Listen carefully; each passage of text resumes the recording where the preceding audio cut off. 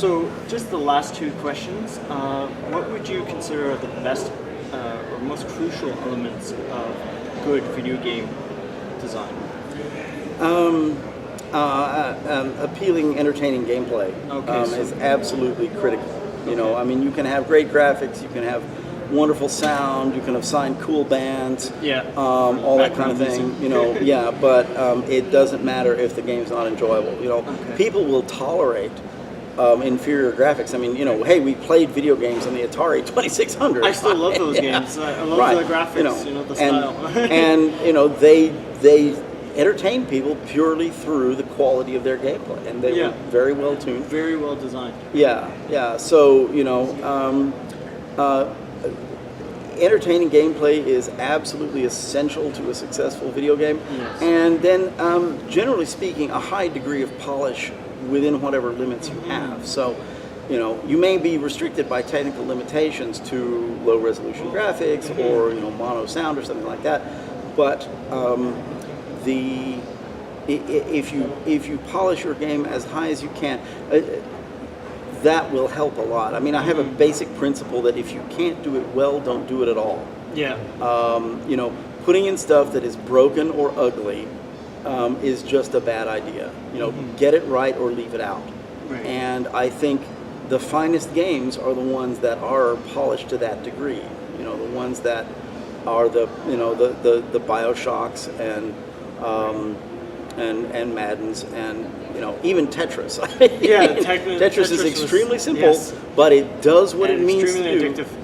Exactly right. Yeah. And actually, there's been studies. I won't go too deep into this, but there's been studies on Tetris and how it actually improves your memory and all sorts of stuff. Interesting. But actually, to use an example, from what I heard with Metal Gear Solid, the one for PlayStation 1, they were actually limited, I think, by the textures, so that actually formed the game and made the game better. And I've heard the same thing about Nintendo games, some classic Nintendo games. They were limited, but instead of that being a weakness, it got turned into a positive.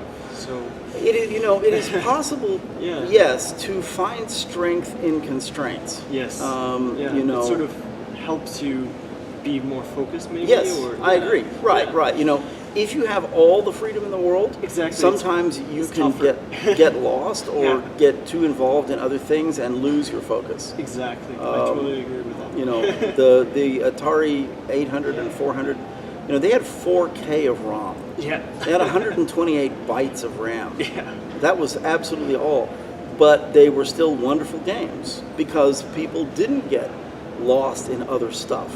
You know, they wrung every last bit out of the cycle, the CPU cycle. Yeah, right. So that's excellent. And I was going to say, if it's not intuitive, people probably will just put the game away. So maybe that's also a possible idea. I agree. Yeah, nowadays we don't expect players to read manuals, so it's really not important. Provided anymore. They're not even printed in the box. So it's really important that people be able to pick up and play. Exactly. And if your game is complicated, you must give them a tutorial level, and make it as intuitive as possible. Yeah. Okay. And one final question. I think this is kind of interesting. Sort of two questions in one. It's a double shot question, double loaded question. What do you like about games from back, say, in the Atari times or more retro games? And what do you think that we're sort of lacking, or what do you think are what's good about modern gaming, like maybe mobile gaming? It's easy to go, you can play anywhere. Well, yeah, just a general right. question. I mean, the weakness of those games in those days was that you had to have a lot of hand-eye coordination because that was pretty much the main thing that the game challenged. Yeah. It was about physical coordination. Yeah. So they hit that sweet spot and they nailed it, and they did that one thing extremely well. Yeah. What they didn't do so well was, of course, lush, rich environments and all the rest of that kind of thing. So, that was their strength and their weakness. They did one thing very well. Nowadays, we have the opportunity to do all kinds of stuff. We have a wonderful array of things up, from high-end machines that run Crysis Engine, down to little mobile phones and stuff like that. And that has enabled us to serve lots of niche markets that we never used to serve.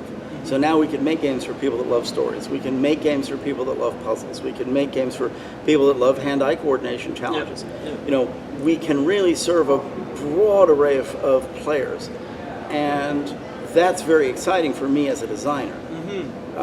And as we're moving into new demographics, we're starting to make games for older people, you know, more games for women, for little kids. We're starting to make games for the third world, India, China, Brazil. And $100 computers, just to add that in there. Exactly. You know, right. Yeah. But I was going to go back, you know, talking about precision. I used to have ice hockey for Atari 2600, and you just really had to make sure that puck, you know, didn't bounce off the corner. So I became a pro at that game. Yeah. And also, that game, in particular, I sort of lost my other question, unfortunately, along the way there. But I think, as you were saying, there are a lot of different sub-niches that never existed before, and it sort of brings more people in the fold, going back into that, what we were talking about before.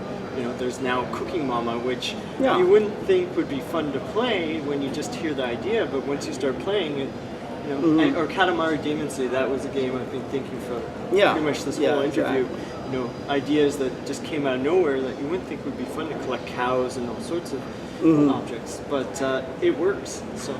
Well, I saw Katamari Damacy demonstrated at the Game Developers Conference at the Experimental Gameplay Workshop, and at the end, the guy said, "Oh, and we're only going to ship this in Japan because we think it's too weird for Americans; they won't play it." And we said, "No, you must sell this in America. You must." You know? And we've managed to build up enough buzz around it that we got it. So.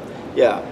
So now we know who to thank for Katamari Demon Slayer. The Game Developers Conference and all the people that went to the Experimental Gameplay